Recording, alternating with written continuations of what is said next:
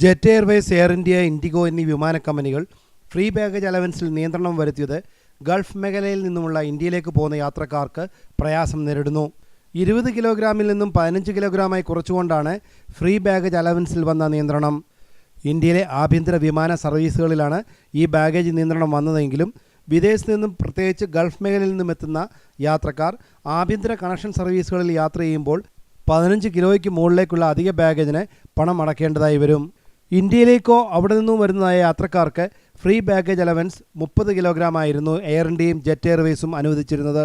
ആഭ്യന്തര വിമാനങ്ങളിലൂടെ വിദേശത്തെത്തുന്നവർക്ക് ഈ നിയന്ത്രണം ബാധകമാകുന്നുണ്ട്.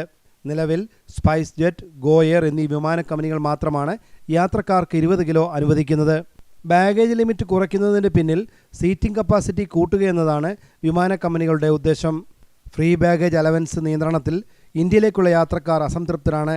അന്താരാഷ്ട്ര യാത്രക്കാരെ ഇതിൽ നിന്നും ഒഴിവാക്കണമെന്നും യാത്രക്കാർ ആവശ്യപ്പെടുന്നു. Mathrubhumi news, Oman.